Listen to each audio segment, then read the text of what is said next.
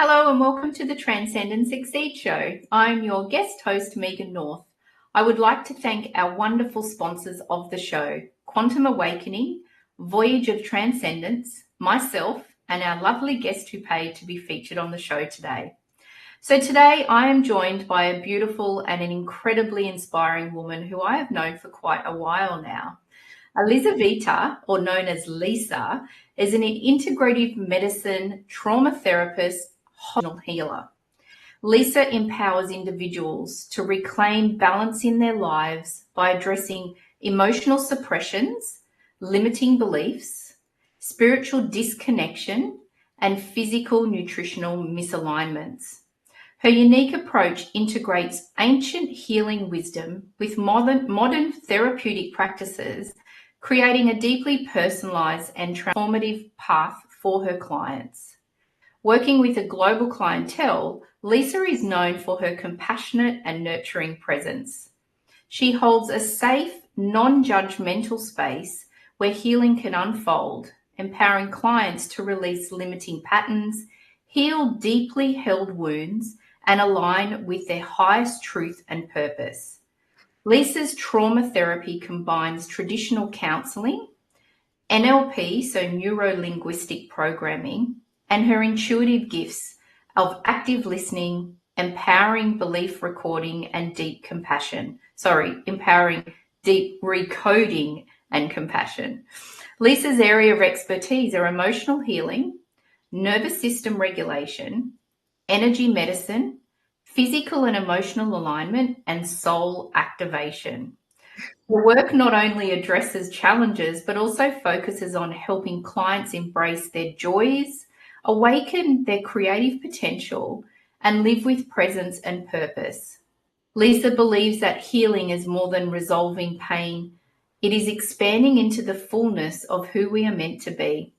Her mission is to guide individuals in reconnecting with their true essence, embracing their unique gifts, and living a life of balance, love, and wholeness.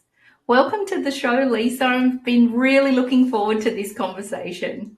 Thank you so much for having me. I'm really excited for this conversation. We're going to play. Yeah, definitely. How does it feel when you sit there and you listen to all the amazing things that you do?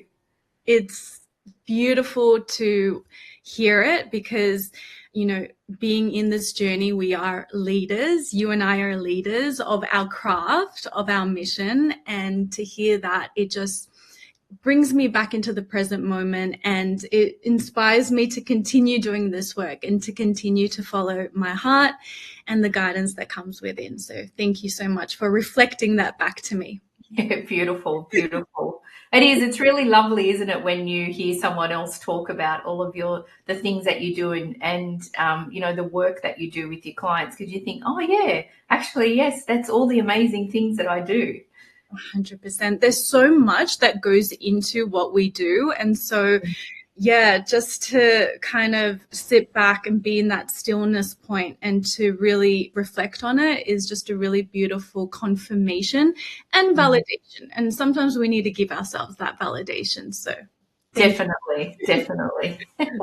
So you teach that pure presence is the key to self-liberation and that love is the foundation for healing. I love this.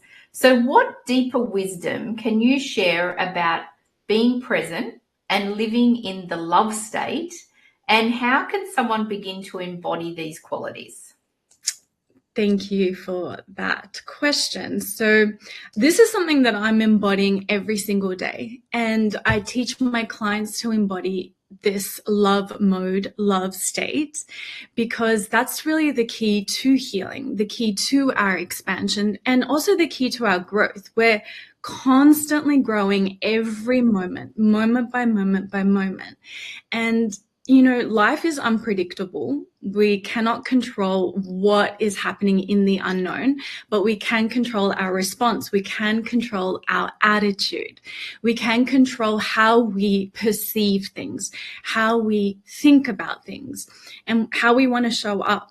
And so for me, I came to the realization that it's really about compassion, having compassion for ourselves, having compassion for every growth that we go through, whether it's a challenging growth spurt or whether it's something that is ultra expansive and blissful.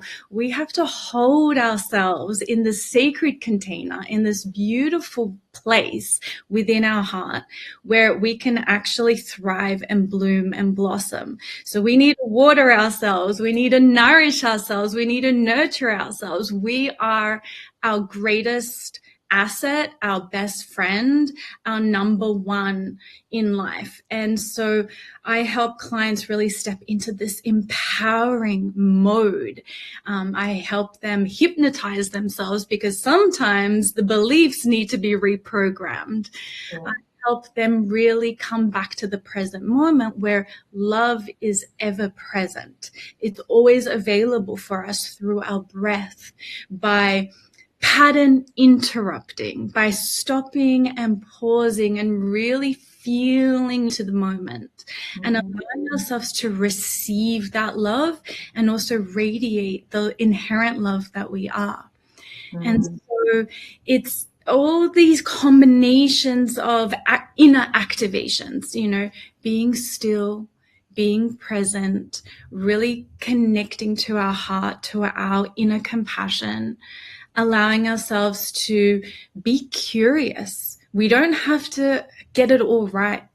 We don't need to be anything that we're not. It's really about meeting ourselves where we're at. And that is always available to us. We have to just say yes to that. And we have to know that we are always resourceful. There is always a way to come back home to ourselves. And so I'm always reminding my clients, come home, bring your power back, reconnect with your truth, be in the stillness of the now, and allow the infinite possibilities that are available in the present moment to come through you, as you, for you. Know that life is inherently good and life inherently loves you. And so we need to know that we are loved. We need to remind ourselves that we are loved. And that is the key to being in love mode.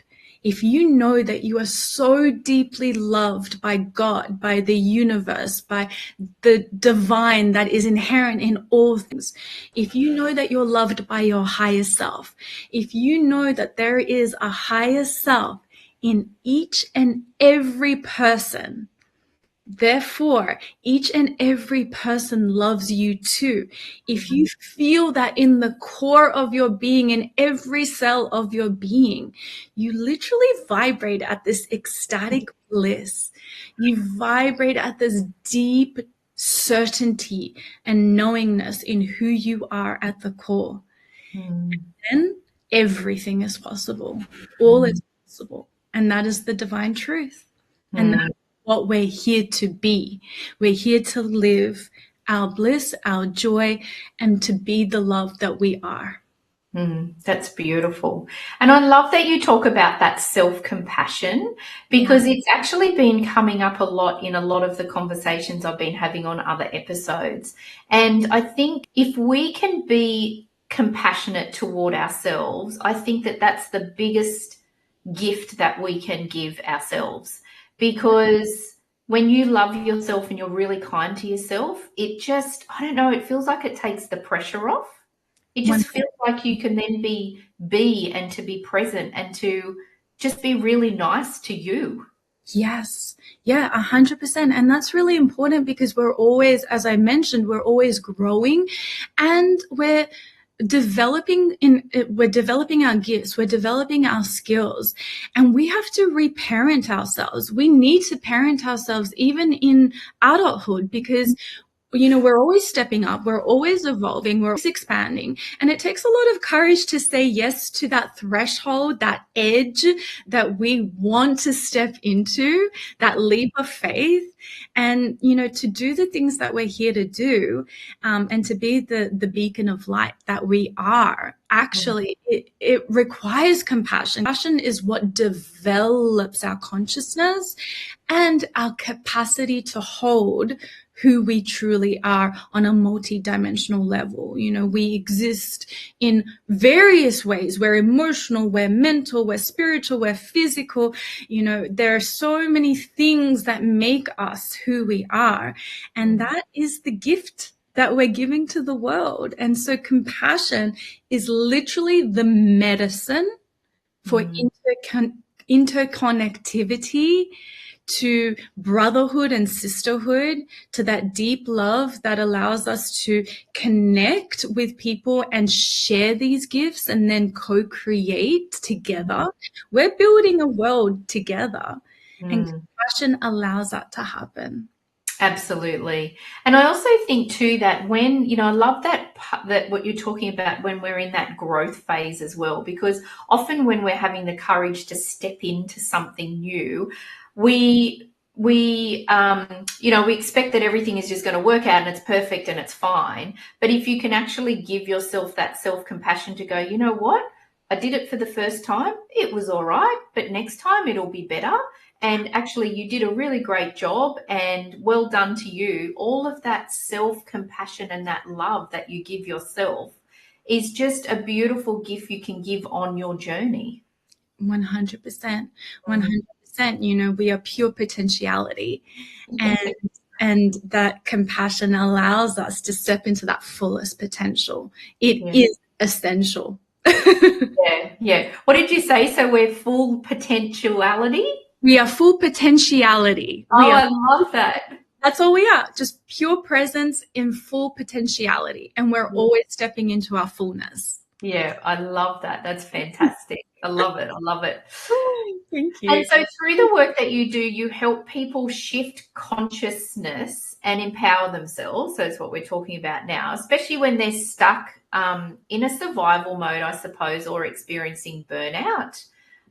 So how do you guide your clients to regulate their nervous system and move toward a greater balance and resistance? So can you talk to us about the whole nervous system work that you do and then how that helps your clients, and why is regulating our nervous system so important? Yeah, thank you. It's essential when we are living our full potential, or we say, yes, I'm here to step into who I truly am. And living our full potential isn't meant to be hard, but yet conditioning teaches us that it's outside of us, not inside of us. We have to reach towards this peak state. But really, it's just being our true self, which is the easiest thing that we can do, is just be ourselves. It's like, I am a unique soul. I'm not trying to be anyone but who I really am. But the nervous system is linked to everything in our body, including our mind. And so if we have a lot of conditionings and limiting beliefs due to past traumas, or just in general, there's a lot of conditioning in society and culture that we sometimes need to shed. I mean, not even sometimes. majority of the time we need to shed our conditioning to really find the core of who we are on a soul level. Mm-hmm. So the nervous system allows us to actually be the embodiment of our true self. And sometimes we need to regulate that nervous system so that the limiting beliefs are not necessarily running the show, that the nervous system is deeply secure and safe in the full expression of who we are. And so, how many times do we hear people saying that they're nervous, they're anxious, they're scared, they don't believe, they don't trust? This is something that we're all working on as human beings. We're stepping into that deeper calibration of self-trust. And so there are a few ways to recalibrate the nervous system. It's not one way or another. Mm-hmm. When clients come to me in a clinical setting, I relax them. I activate all the different points of the body that stimulate that relaxation response so that they can hear their inner voice, so that they can actually think clearly, that they can actually feel their own heartbeat at a rate that is calm, secure, and in love. Mm-hmm. And in kinesiology, the social nervous system is the nervous system where we're in bonding, when we're in love, when we're in care, when we feel cared for. That's the social nervous system. It's the connected nervous system. It's not in sympathetic. It's not in parasympathetic. It's not in fight, flight. It's not in rest and digest. It's that beautiful nervous system where we are operating as a whole being. Right. And so we need to shift our lifestyle to have pockets of time to really be in silence, to be in stillness, to nourish ourselves, to slow down. It's all about slowing down, to stop and smell the roses, to enjoy every bite as we eat, to really feel our bodies and to connect with the language of our bodies. And in doing so, we can continue to expand and expand and expand our consciousness because our nervous system is deeply secure in its state of wholeness. Wow. And, Lisa, it's so funny because I've just had an aha moment when you were talking about that, because when you said that the nervous system, it's safe, and I realized then that when our nervous system is activated, it's because when we don't feel safe. Yeah. I've just had this aha moment of, the fight or flight, or I'm nervous about something. I'm going for a job interview, or I'm nervous about my relationship, or whatever it is. That is then being in a complete opposite state of safe. Yeah. It's something else. So that's when we then activate the nervous system in I don't want to say in a bad way, but in a way that is not beneficial for us. 100%. We're not our true selves when we're in fight and flight. We're in survival mode. And survival mode, the priority is to take care of literally, so that when we're not feeling as if we're in threat mode, we're in danger, right? But that's why I mentioned the limiting beliefs, because, for example, it's not, for some people, depending on their conditioning, love can be a threat. And so this is why perception really matters when it comes to the nervous system. It's not only slowing down, it's not only being in our senses, but it's also about reprogramming ourselves so that we actually have a right mind and an open heart, and we're connected to our gut intelligence so that we can shift our own consciousness through our own innate wisdom. We all hold wisdom. It's not outside of us. We all have that inner feminine, that inner wise woman archetype that lives there. And if we slow down, we can hear that truth. We can hear that wisdom. and allow ourselves to shift and recode our own limiting beliefs so that we recognize what is an actual danger and what isn't. Yeah. Okay. And when you're talking about limiting beliefs, we're talking about, when you said that there might be a limiting belief that love isn't safe, it could be somebody who grew up in a childhood that there was trauma. And so love for them was they were told that this is love, but actually they were in a very unsafe place. So we take on those limiting beliefs, don't we? And then we carry that through our lives. And so then when they think about love, it's a trigger for an unsafe space. 100%. And then what happens is their nervous system, as a byproduct of that limiting belief, is dysregulated in the presence of love, because their belief is love is chaotic or love is conditional, whatever the story or the narrative is based on what they observed or experienced. So we need to take not only self-compassion on board, but self-responsibility. We need to reparent ourselves. We need to slow down. We need to have pockets of connection time throughout the day. And we need to reprogram ourselves from our own inner wisdom. It's always best to connect with our higher self.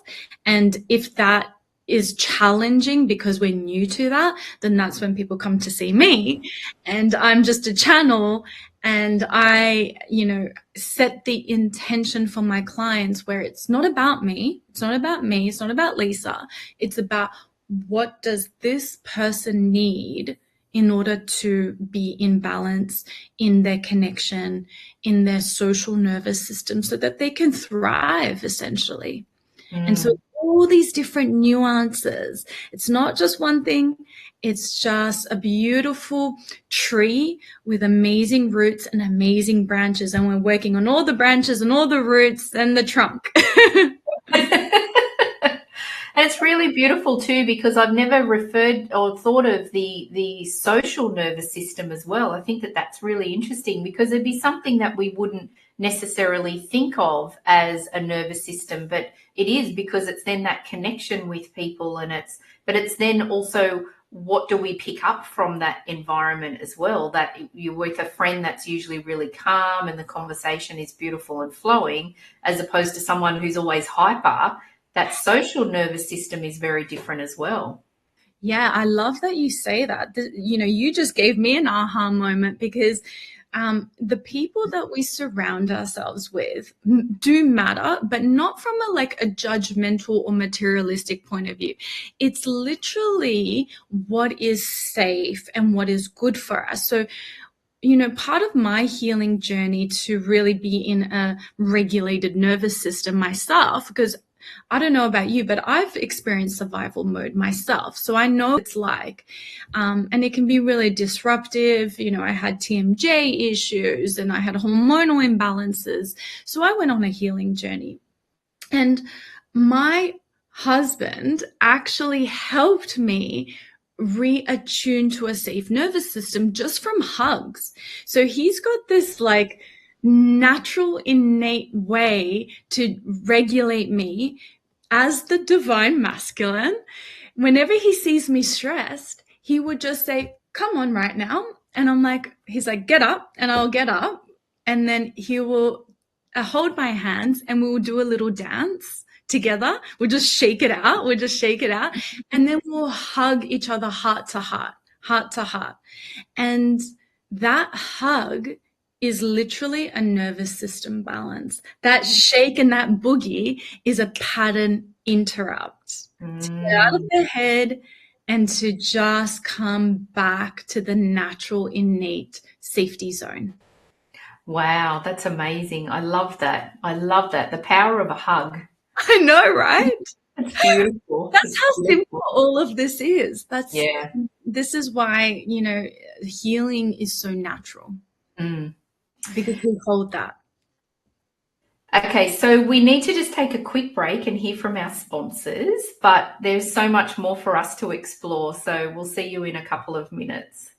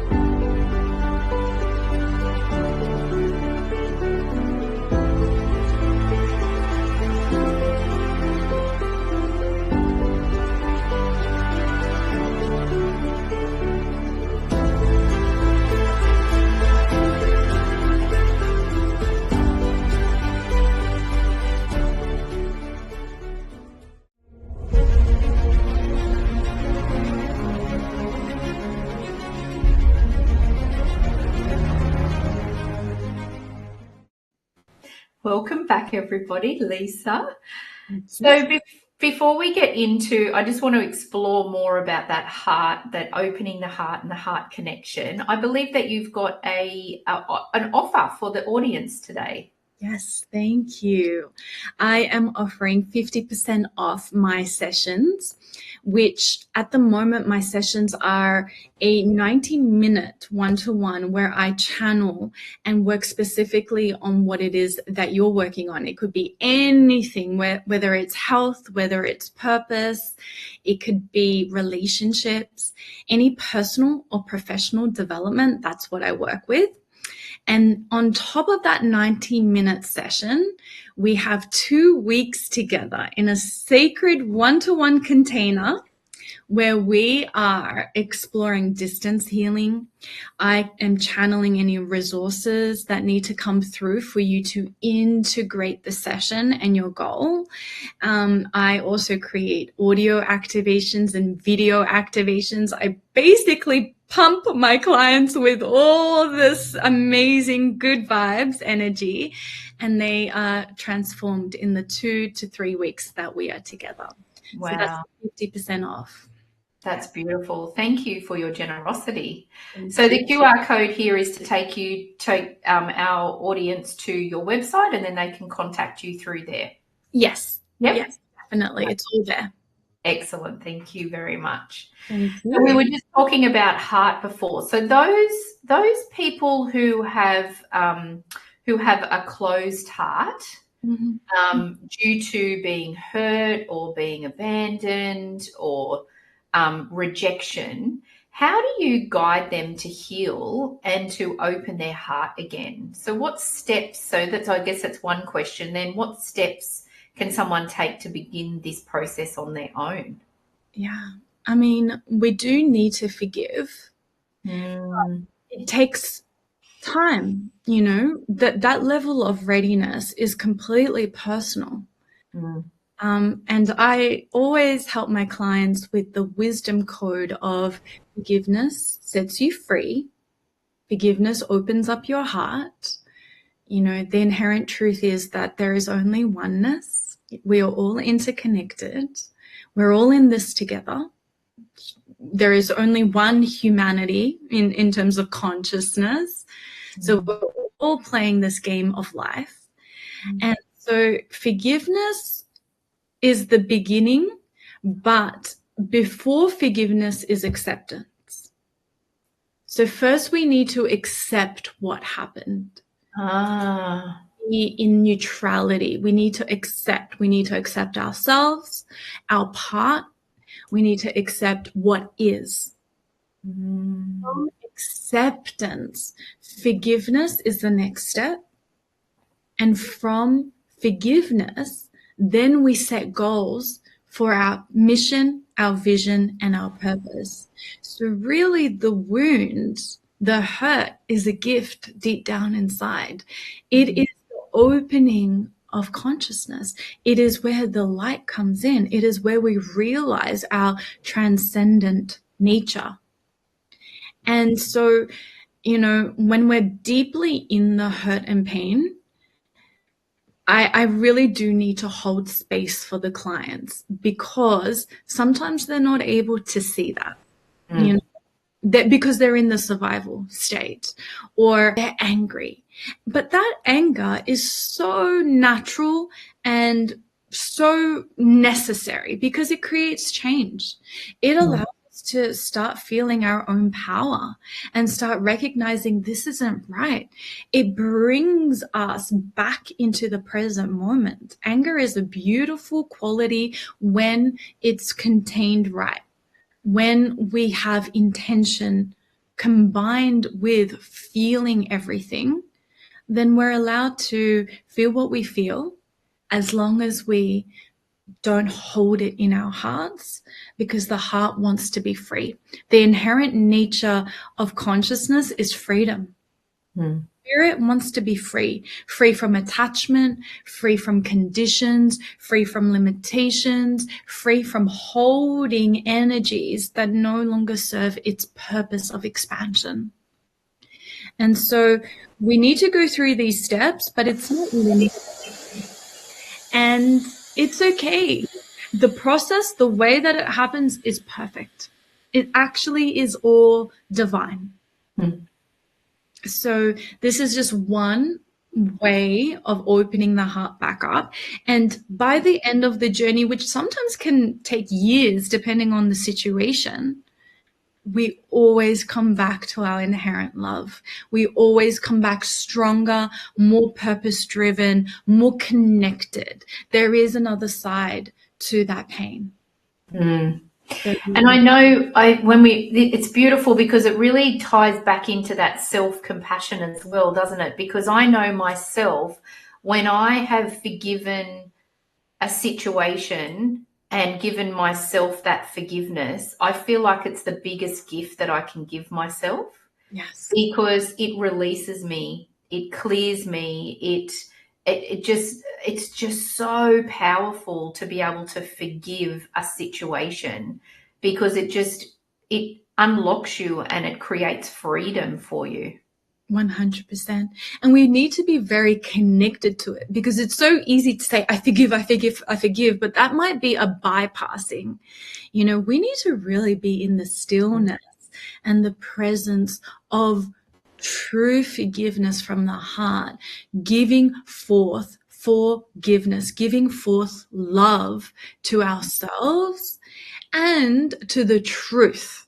And the truth is that we feel a lot better when we don't have any hard feelings, when we're not in resentment. Resentment is really a protective mechanism, but protection locks us out of the flow, the interconnectivity of all that is. All the blessings and the miracles are blocked because we're in this bubble of resentment.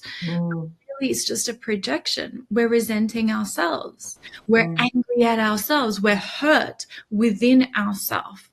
And so sometimes we also need to take not only the intention, but we need to take that energy that we're projecting out onto the screen of life or onto another person, and we need to replace it with a mirror. We need to look ourselves in the eyes through compassion, and we need to recognize, I'm learning something from this situation. I'm gaining something from this situation, and this pain is a gift, and I'm willing to move through it, to break through into my purpose, into the inherent love that I am. That's beautiful. And I also think it's interesting because, you know, with a lot of things that we hold on to, it doesn't, sometimes we're causing our own pain in the sense of other people just continue on with their life and don't even give something a second thought, whereas we could be holding on to it. I remember a famous TV actress, she said that she had this best friend and they were inseparable. And when they were going through college, they were best friends, and then they had a bit of an argument and they just never spoke again. And so for 35 years, this woman agonized over this whole fight and the conversation and all of that sort of stuff. Yeah. And she bumped into this woman 35 years later and said, oh my gosh, and you know, that argument that we had, and her friend had no idea, no recollection, didn't remember it. She said, oh, we just all of a sudden, my dad had to move out of town and we had to move quickly, so I just didn't have time to tell anybody, and we moved. So there's this woman holding on to this for 35 years. Wow. Whereas the other person is just living their life without even any knowing about it. I love that you say this as an example, because this is very, very common, right? And so it's about perception and understanding that nothing is personal. That's one of the key pillars. This is the reason why I'm only doing one-to-ones at the moment, because there's just so many different nuances, as I mentioned before, relating to all of this. It's not so simple. It's like, well, it's not personal, babe. You know, and when I say that to a client, the client's like, Are you sure? And I'm like, yeah, it's really not personal. People are operating from their own level of consciousness, their own conditioning, their own perception. And we have a responsibility to come back to love. Yeah. Yeah. And so do we have that courage inside of us? We all do, to actually do the thing that we know we need to do. And what is that? Am I choosing love, or am I choosing my patterning, my fears, my trauma? Am I choosing love in this moment? We always have to ask ourselves that question. Yeah. Yeah. And when you're in that moment, that's different. I mean, for us to say it, both of us are theta healers, so we talk about what's the benefit of holding on to a limiting belief. And it's easier said than done, because when you're in that moment, if somebody has really hurt you or if there has been trauma, it's not easy, but it's that moving, that perception, and just sometimes I talk about it as getting out of your own way. 100%. Yes, getting out of your own way. Yeah. Megan, you're speaking so much wisdom, because it's 100% true. Some of the work that I do is with the really dark stuff, like abuse. So it's really like I really have to hold my clients and have so much compassion. Because some of the issues that we're working with are betrayal and childhood trauma and family secrets and all the stuff that we don't want to deal with. That's when people come to me, and it requires that inner child connection. We need to speak to that innocent and pure part within us, and almost connect to the windows of the soul, the eyes, the heart, and really slow down in that purity, in that connection, and just speak pure truth. I see you. I get you. I understand you. I'm with you. I'm holding love for you, as you, with you. It's really creating the scene for natural wisdom and natural healing to take place.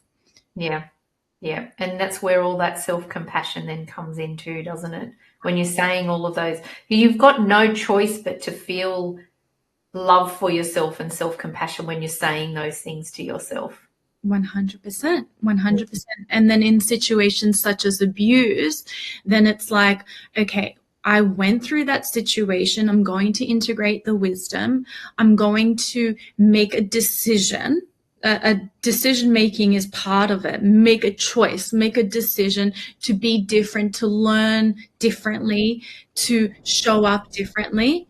And I'm going to make a promise to myself to never, ever, ever betray myself again, to never abuse myself with limiting beliefs or keeping myself small, or even a self-dialogue that isn't expansive and loving, right? So it's like we take what happened and we turn it into power. We turn it into fuel for a life that is truly sublime and magnificent and in alignment to who we really are. Yeah, that's beautiful. It's really beautiful. Aren't we, I feel so privileged when I work with clients on these sort of things, because to be part of someone's journey, I think I'm really blessed to know that they trust and that you can hold space for them, and for you to witness the beautiful journey and the change that they can make. Yes, yes, yes. I agree 100%. Sometimes I have tears of happiness when I see my clients after, once they've, healed and thrived and they're living their best life. Like some of the situations that I've witnessed, clients coming to me at their rock bottom. And then from our work together, we're journeying maybe 6 weeks, maybe 6 months. Some of my clients have been with me for 6 years, right? Coming to me at every upgrade. So every time they upgrade, they come to me, right? And so when I see my clients after their rock bottom, They get married, they have children, they live the most expansive life, they buy a house, and I'm just sitting there and there are no words for the feeling that I have.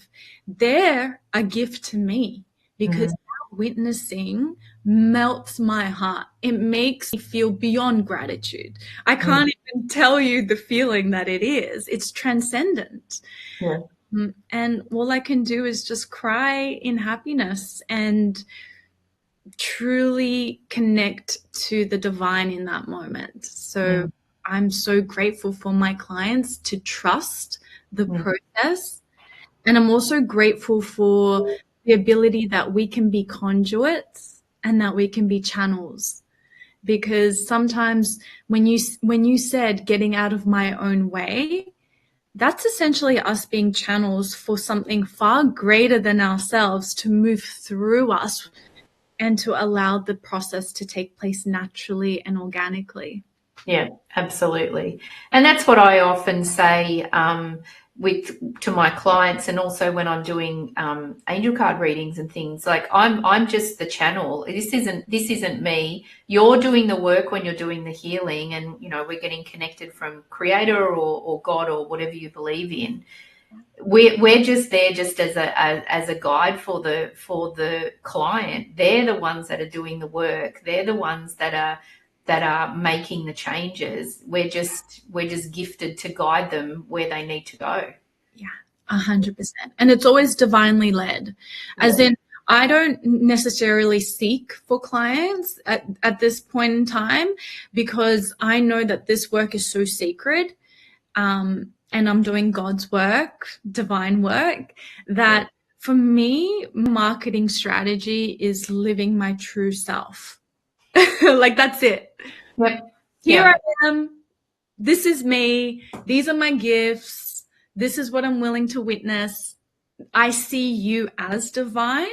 That's a compassion code. I see you as divine. I see you powerful. Your pure potentiality. You are whole. You are complete already. And it is a divine honor to be in co-creation with you. Yeah, beautiful. I love that.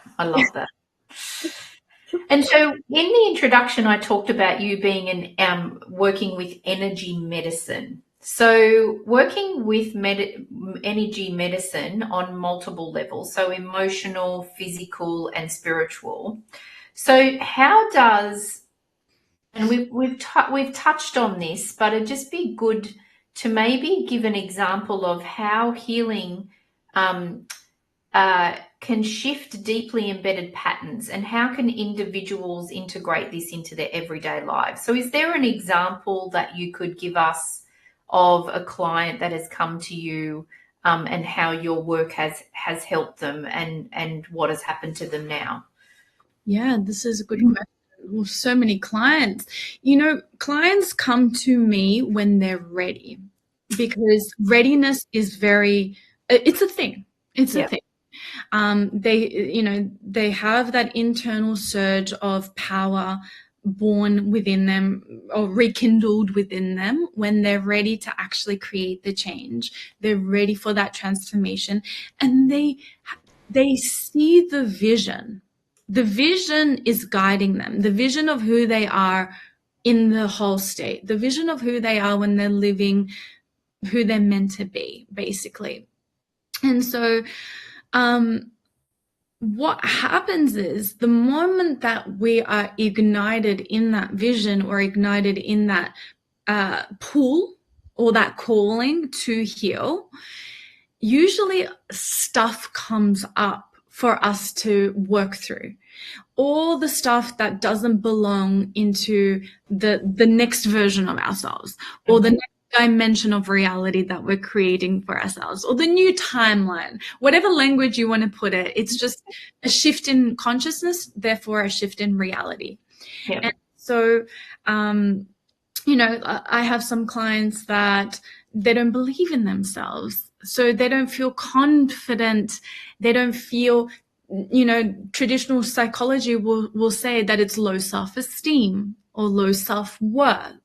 But I don't believe in that, because I also recognize that, we've gone through these certain circumstances in life where we've been conditioned. And so we essentially just need to reignite the inherent worth and the inherent confidence that already lives there. So all I'm doing is activating, unlocking the dormant and the latent potentials that already exist in each and every one of us. But sometimes we need to process an emotion. Sometimes we need to reprogram a limiting belief to get there. Sometimes we need to come back into the nervous system and get the nervous system out of that anxiety mode or that fight and flight.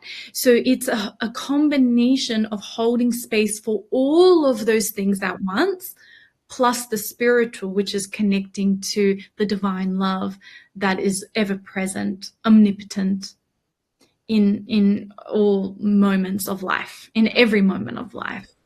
And so I have this multidimensional ability to do all of the above at once. I'll hold a part of the body. If it's online, then I'll hold the space. I'll hold a part of the body, such as the heart chakra, and I'll really focus all my attention on the heart. Then I'll reprogram the client's limiting beliefs by using theta healing, for example. I know how to trust myself. I know how to trust myself. It's easy to trust myself. I have trust myself before, and therefore I can trust myself again. So I'll be working on the heart, reprogramming the mind. Then I will activate the presence that is ever all around us in every moment. And then I'll say, can you feel or see or notice the inherent stillness, the inherent silence that is always available for you? And this will happen all at once, after the programming, holding the heart, allowing them to feel their emotions. So what do you think happens when all of these things are happening at once and awareness is coming online? They're starting to get self-realizations. They're starting to recognize that they have all the answers within them. And then I use tools such as tuning forks to then amplify everything. Then I use crystals. Where is it? Then I use crystals to amplify the intentions that we're setting. Yeah. I might even use things from the earth, any tool. Get someone to feel. So right now, if you just allow yourself to feel what I'm sending you divine love, using all the tools, the presence, and the reprogramming that is available in every moment, allowing you to feel what you feel, notice what you notice, and come back to your heart. And I'll also prompt them to take a deep breath in and out. So we'll do breath work, reprogramming, emotional release. I'll hold acupressure points. I'll use tuning forks. You name it, we're going to do it. Wow, that's really beautiful. Really beautiful. I love it. I love it. And I also love that you talked about earlier with your husband, and you said when you hug, it's the heart-to-heart hug. And that was something that I learned from our mentor, Mark, with Theta Healing, is when you hug, it's heart-to-heart. And it's definitely a challenge for all of our audience to shift the way that you hug, because naturally you go to, well, I used to naturally go to the non-heart side, whereas now I go to the heart side, and the hugs feel so different, don't they? 100%. Sometimes I catch myself when I do the hug on the other side. I'm like, no, heart to heart, to heart. So interesting. Everything you're saying is such a beautiful divine reflection, because another thing about energy medicine that we need to recognize is that everything is energy medicine. Everything, including you, Megan. You are energetic medicine for me, for the people that you serve, for the people that you love. You are a positive electromagnetic, emotional, spiritual, physical force of nature that when I'm in your presence, you make my life better. Oh, And that's thank you. the truth. And that's the truth. And so if we see energy medicine as something that is really, really simple, outside and smelling a flower, Yeah. you know, picking a herb, eating it raw, Yeah. going into nature and finding a waterfall and just allowing the water to just wash our auric field. Everything is energy. Yeah, absolutely. It's beautiful. It's a beautiful way to wrap up our conversation because we actually only have a couple of minutes left. Can you believe it? We're flowing here. I love this conversation. So I'll ask you the same question that I ask all of my guests before we finish our conversation. So can you share with us what is your favorite quote and why is it so important to you? Thank you. So I'm going to let you know a quote from my inspiration, Rumi. And this one is just in front of me because it's just easy to express. So the quote is, and I'm closing my eyes for a reason. The quote is, close your eyes, fall in love, stay there. Rumi. Oh, wow. That's beautiful. That's so perfect for our conversation today. It's all about love, baby. It's all about love. And when we're in that love, everything is available for us. You know, I've embodied it myself. You've embodied it. That's what we do as healers. We help everyone come back to their inherent truth and love. So all that is required at the deepest level, at the highest truth, close your eyes, fall in love, and stay there. That's beautiful.